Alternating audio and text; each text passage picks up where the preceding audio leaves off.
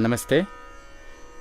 In this session, I would like to give an introduction to Hindustani classical music vocal and kind of take the student as to various aspects that are important before one gets into singing or learning the vocal music. A lot of information is available on the internet these days, but however, I would like to give you a clear picture as to what has to happen, so that you guys understand why it is done so. Now, in our Indian classical music, we say Shrutir Mata Laya Pita. What does it basically communicates to you is that Shruti is given the utmost prominence. Without Shruti, there is no life. And what is that Shruti? That Shruti is basically a drone, which is kind of, you might hear right now that's happening, is giving me a bass Shruti of a pitch based on my ability to sing. So right now this tantra is set to my pitch, which is C sharp, and that is what I'm using as a reference. It should also be very clear that every swara in the Indian classical music can be anything in itself. A sa can be re, ga, ma, pa, dha, ni. A re can be sa, re, ga, ma, and so on and so forth. Why is it? It's because if you have a reference, the re is only that much distance from sa. So therefore I'm hearing re. So we need to observe the change, which is sa, re, ga, ma, pa, dha, ni, sa, against a changeless, and that changeless is Shruti. In life itself, you can only see the progress when something is static, right? So in the similar way, in Indian classical music, Shruti becomes very important. And as a student, it is imperative that you have to know your right Shruti, right pitch. Now, how do one go about finding that? That's where you go to a teacher, or a session like this where I'm trying to explain as to how you go about doing it. So now, coming to Hindustani classical music, the first thing a teacher has to do is to find the student's pitch. Why is it important? Is because we want the student, the learner, to be able to sing in his or her own pitch without compromising on the quality of the sound that they are able to produce.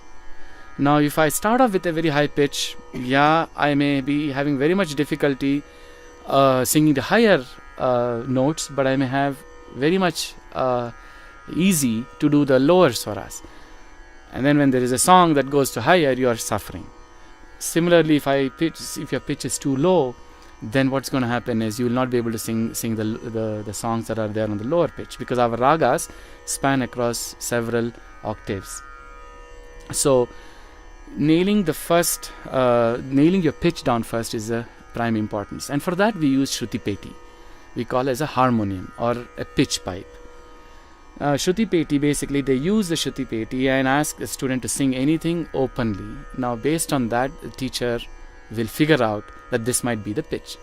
Now the general rule of thumb is that for the males, it's anywhere between B and D. So B, C, C sharp, D or D sharp. And some greats, legends like Pandit Bhimsen Joshi and others would even sing in E, which is very high. But they are made up. Like how each instrument, the instrument maker sets to different pitches. Even God, the creator, also has given us different pitches. So it's important for us to find that out. So using the harmonium, we nail the pitch of the student. Now that can change. It usually changes between half tone to higher or half tone lower. Now in the female singers, the pitch goes anywhere between G all the way to A sharp. That's the general separation between the female and the male. So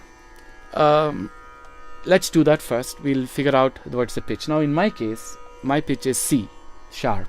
I can sing in D, I can sing in C as well, half up and half low. So as students, when you start the music, it's important that the guru or the teacher to be able to sing in your pitch. A lot of times what has happened is, in my experience, that students who come to me have been introduced to the pitch of the guru, not to the pitch of the student. Now in Hindustani classical music, we insist that the guru to be able to sing in the pitch of the student, right? At least in the initial stages. Later on, if you're going to learn advanced music from a guru, yes, that guru will not come down to your pitch, in which case you can manage yourself. But as a beginner, it is important that you start with the right pitch. Now that is about the pitch. And harmonium, I mentioned, harmonium to be used only to find out your pitch. After that, the harmonium is neatly packed and kept away.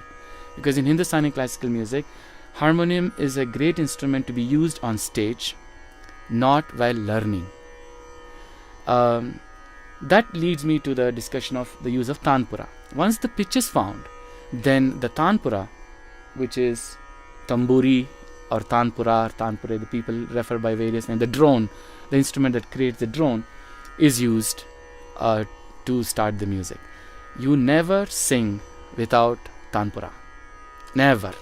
Even humming has to happen with tanpura. That's how at least I insist to my students, that you have to sing with tanpura only. Any form of tanpura, a shruti box, an electronic tanpura, a software, or yourself, which is the ideal thing is to, in the next session I'm going to demonstrate to you about my tanpura and the various aspects of tanpura as well.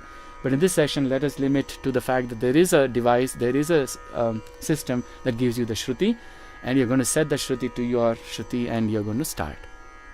So the reason we say harmonium is not recommended is from day one, we want to ensure that the student is able to sing just hearing to the tanpura.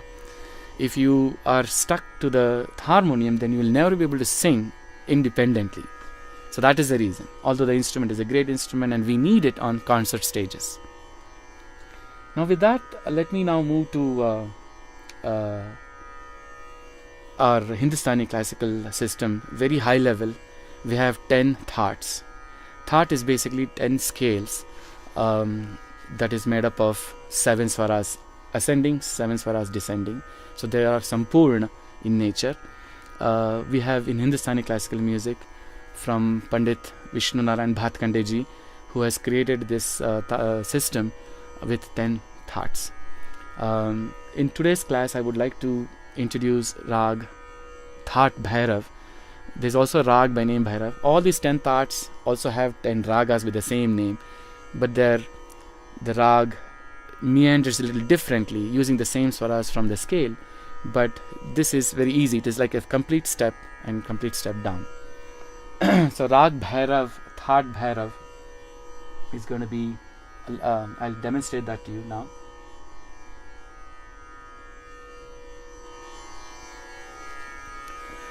So the first sara, Prathama Sur, as we say, is Shadaj. Sa.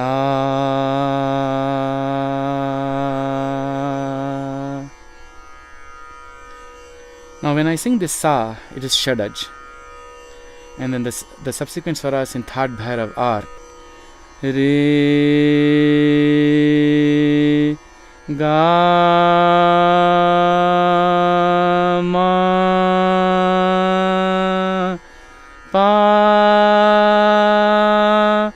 Dha, Ni, Sa,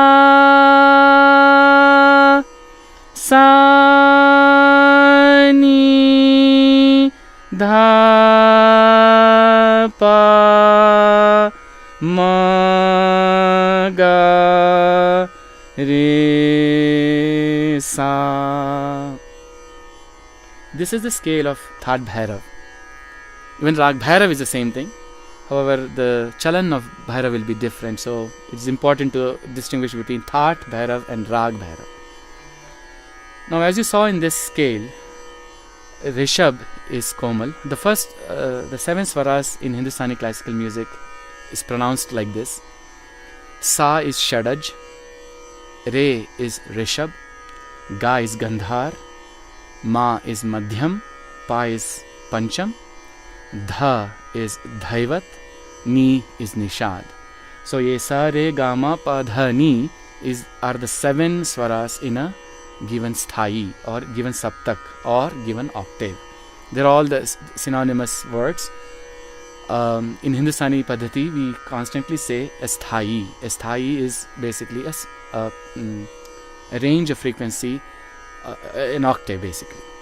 So the 3 octaves that we normally recognize, and we want every student to be able to sing all the 3 octaves effortlessly with after rigorous practice, are the 3 sthais: the mandra sthai, which is the lower octave, the madhya sthai, which is the middle octave, and the tar sthai, which is the upper octave, higher octave.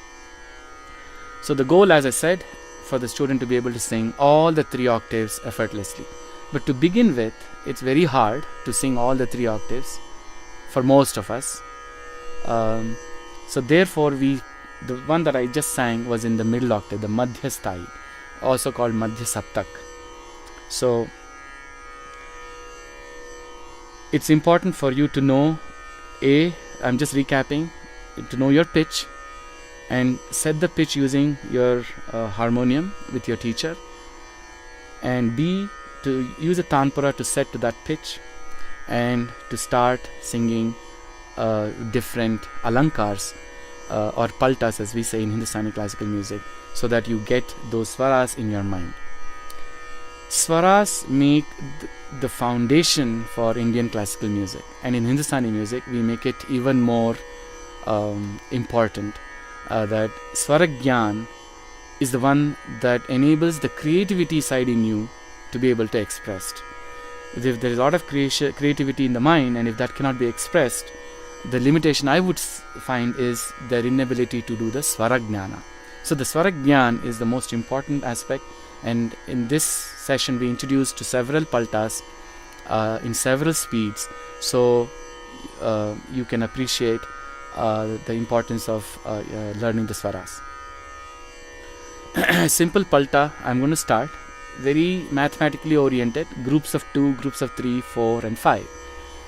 In the middle octave is all I'm going to limit in this discussion.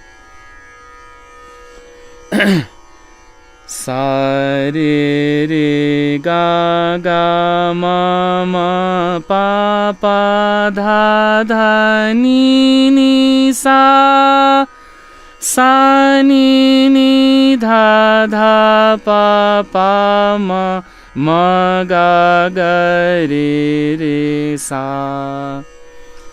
Sa re re ga ga ma ma pa pa dha dha ni ni sa, sa ni ni dha dha pa pa ma ma ga ga re re sa. Sa re ga ma pa dha ni sa, sa ni dha pa ma ga re sa.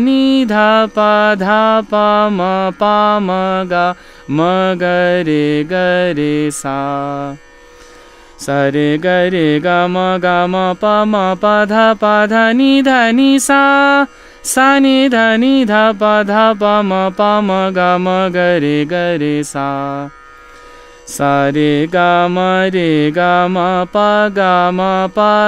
ma pa dha ni sa, sa ni dha pa ma ga re sa. Sa re ga ma pa dha ni sa, sa ni dha pa ma ga re sa. Sa re ga ma pa dha ni sa, sa ni dha pa ma ga re sa. Sa re ga ma pa dha ni sa, sa ni dha pa ma ga re sa. Sa re ga ma pa dha ni sa, sa ni dha pa ma ga re sa. Sa re ga ma pa dha ni sa, sa ni dha pa ma ga re sa. Sa re ga ma pa dha ni sa, sa ni dha pa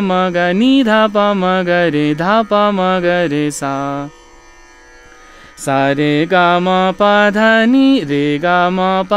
ni sa, sa ni dha pa ma ga re ni dha pa ma ga re sa. Sa re ga ma pa dha ni re ga ma pa dha ni sa. Sa ni dha pa ma ga re ni dha pa ma ga re sa. Sa re ga ma pa dha ni sa. Sa ni dha pa ma ga re sa. Sa re ga ma pa dha ni sa. Sa ni dha pa ma ga re sa. In this series of paltas that you just heard, what I'm trying to do there is take 2 at a time, take 3 at a time, take 4, 5, 6, and then finally the complete scale. So in that way, when you're shifting sa re ga sa, you're coming to sa. Sa re ga ma re, from ma to re.